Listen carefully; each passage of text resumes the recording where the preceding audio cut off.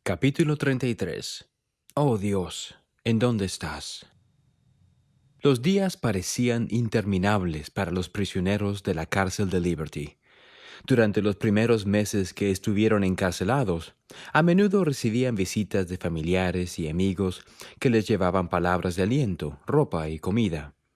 No obstante, hacia finales del invierno, la cantidad de cartas y de visitas amistosas a la cárcel habían disminuido enormemente conforme los santos huían a Illinois, lo cual dejaba a los prisioneros con sentimientos de aislamiento aún mayores.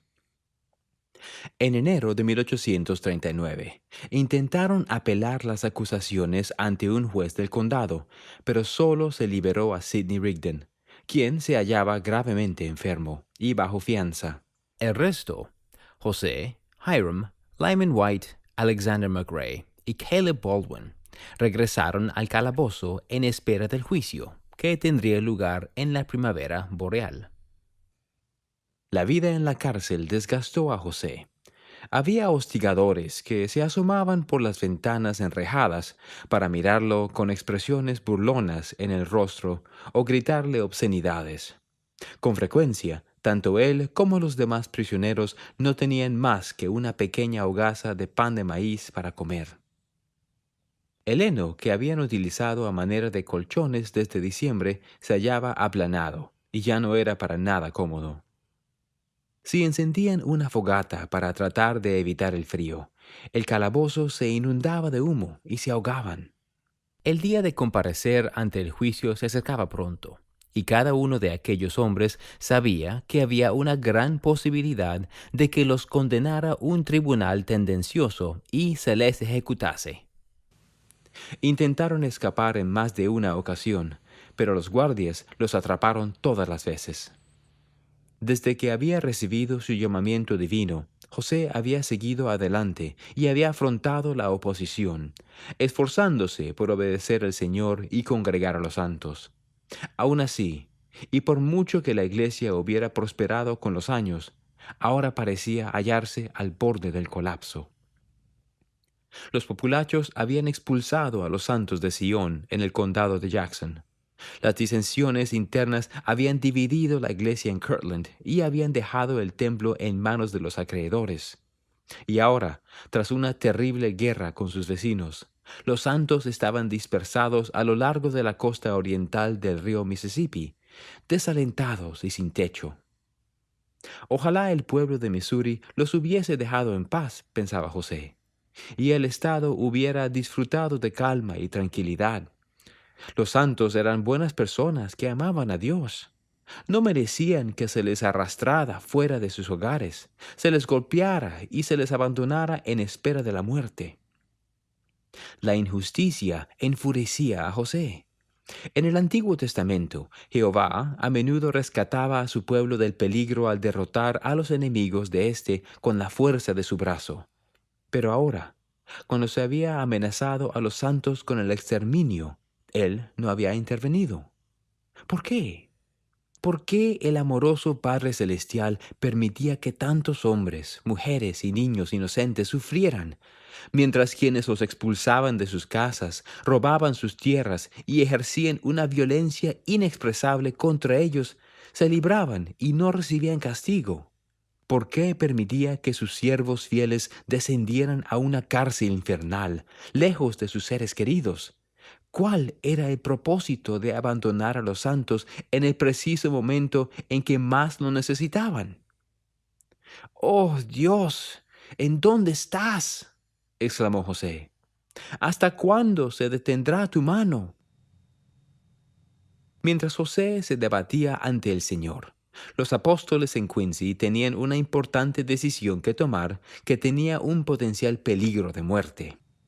El año anterior, el Señor les había mandado que se reunieran en el solar del templo de Far West el 26 de abril de 1839, donde debían seguir poniendo los cimientos del templo y luego habían de partir a otra misión en Inglaterra. A poco más de un mes antes de la fecha señalada, Brigham Young insistió en que los apóstoles debían regresar a Far West y cumplir con el mandamiento del Señor al pie de la letra. Varios líderes de la iglesia de Quincy creían que ya no era necesario que los apóstoles obedecieran la revelación y consideraban que era una necedad volver a un lugar donde los populachos habían jurado matar a los santos. Con seguridad, concluyeron ellos, el Señor no esperaría que arriesgaran la vida al viajar cientos de kilómetros en territorio enemigo de ida y vuelta cuando se les necesitaba tanto en Illinois. Además, su quórum estaba desorganizado. Thomas Marsh y Orson Hyde se hallaban en estado de apostasía. Parley Pratt estaba en la cárcel, y Heber Kimball y John Page todavía estaban en Missouri. Los apóstoles más recientemente llamados, Wilford Woodruff, Willard Richards y George A. Smith, un primo de José, ni siquiera habían sido ordenados aún, y Willard estaba predicando el Evangelio en Inglaterra. Sin embargo, Brigham opinaba que reunirse en Far West como el Señor había mandado se hallaba dentro de sus posibilidades y que debían intentar hacerlo. Además, quería que los apóstoles que estaban en Quincy fueran unánimes en la decisión. Para emprender el viaje tendrían que dejar sus familias en un momento en que el futuro de la iglesia era incierto. Si se capturaba o asesinaba a los apóstoles, sus esposas e hijos tendrían que afrontar solos las pruebas venideras. Sabiendo lo que estaba en juego, Orson Pratt, John Taylor, Wilford Woodruff y George A. Smith acordaron hacer todo lo que hiciera falta para obedecer el mandato del Señor. «El Señor Dios ha hablado», dijo Brigham, después que tomaron la decisión. «Nuestro deber es obedecer y dejar los acontecimientos en sus manos».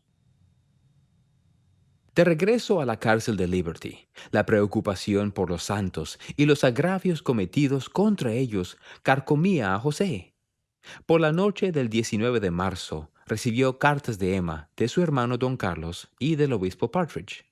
Las cartas los animaron un poco tanto a él como a los demás prisioneros, aunque no podía olvidar que estaba atrapado en un calabozo sucio, mientras los santos se hallaban dispersos y necesitaban ayuda. El día posterior a la llegada de las cartas, José comenzó a escribir algunas epístolas a los santos, desahogando el alma como jamás lo había hecho por escrito. Las dictó a un compañero de celda, quien actuó de amanuense. El profeta intentó alentar a los santos en su desesperanza. «Toda clase de iniquidad y crueldad se haya infligido sobre nosotros», les aseguró. «Solo obrará en aras de entrelazar nuestros corazones y sellarlos juntos con amor».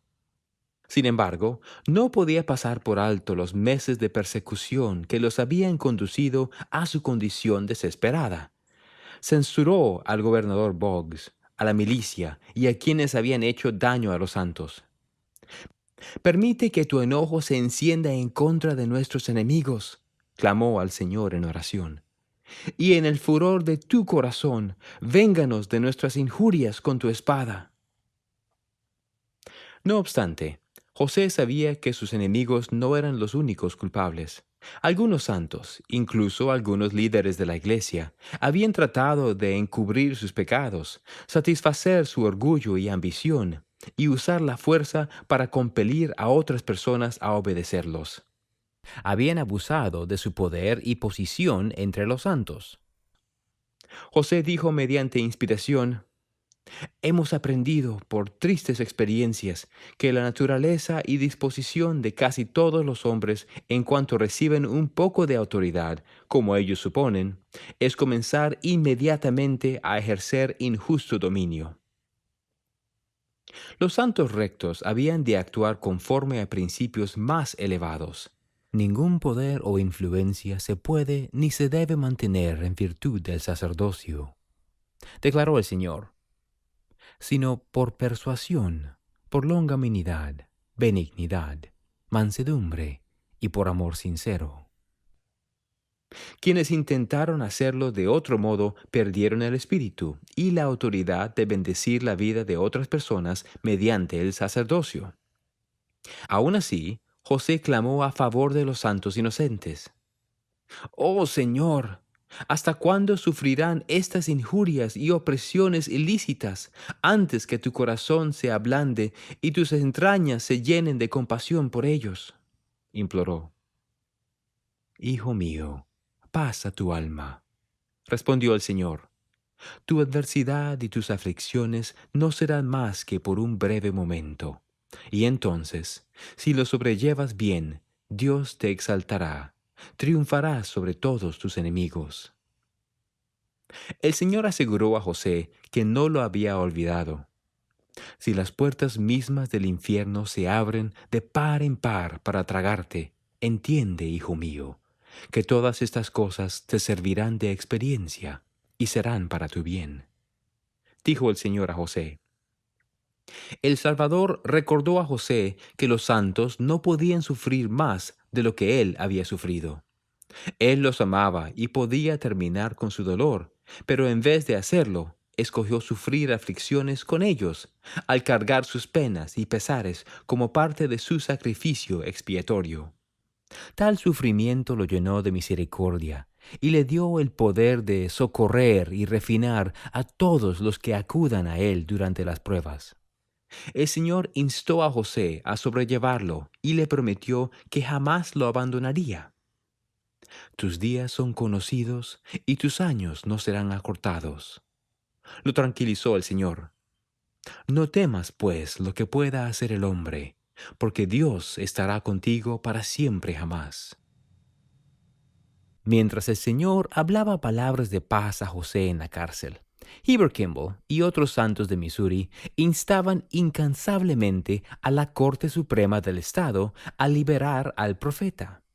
Los jueces parecían favorables a las apelaciones de Heber, e incluso algunos cuestionaron la licitud del encarcelamiento de José, aunque, en última instancia, se rehusaron a intervenir en el caso. Desalentado, Heber regresó a Liberty para informar a José Smith al respecto. Los guardias no le permitieron ingresar al calabozo, de modo que se puso de pie del lado externo de la ventana de la cárcel y llamó a sus amigos. Lo habían intentado tanto como podía, dijo, pero no había marcado ninguna diferencia. «Sé de buen ánimo», le contestó José, «y haz que se marchen todos los santos tan rápidamente como sea posible». Heber se infiltró en Far West algunos días después, atento a los peligros que aún acechaban en la zona. Aparte de un puñado de líderes y algunas familias, la ciudad estaba vacía. La familia de Heber había partido 2 meses antes, y éste no había sabido de ella desde entonces. Al pensar en ella, en los prisioneros y en quienes habían sufrido y muerto a manos de los populachos, se sintió abatido y solitario. Al igual que José, anhelaba que terminara el sufrimiento. Mientras Heber pensaba en la desdichada situación de aquellos y en su fracaso a no lograr la libertad de José, sintió que lo invadían el amor y la gratitud del Señor. Puso una hoja de papel sobre su rodilla y escribió las impresiones que recibió. «Recuerda que siempre estoy contigo, aún hasta el fin». Oyó que decía el Señor: «Mi espíritu estará en tu corazón para enseñarte las cosas apacibles del reino». El Señor le dijo que no se preocupara por su familia. «Los alimentaré, los vestiré y les brindaré amigos», prometió. «La paz será sobre ellos para siempre si eres fiel y vas a predicar mi evangelio a las naciones de la tierra». Cuando Heber acabó de escribir, su corazón y su mente estaban en calma. Después que el Señor le hubo hablado en el sombrío y desdichado calabozo, José ya no temía que Dios lo hubiera abandonado a él y a la iglesia. En algunas cartas dirigidas a Edward Partridge y a los santos, testificó osadamente sobre la obra de los últimos días. «El infierno podrá derramar su furia como la ardiente lava del monte Vesubio», declaró. «Pero el mormonismo continuará». Estaba seguro de ello. «El mormonismo es la verdad», exclamó. «Dios es su autor. Él es nuestro escudo. De él hemos recibido nuestro origen. Fue por su voz que fuimos llamados a una dispensación de su evangelio al principio del cumplimiento de los tiempos. Instó a los santos a elaborar una lista oficial de las injusticias que habían padecido en Missouri, a fin de que pudieran entregarla al presidente de los Estados Unidos y a otros funcionarios gubernamentales para su examen. José creía que el deber de los santos era procurar indemnizaciones legales por las pérdidas.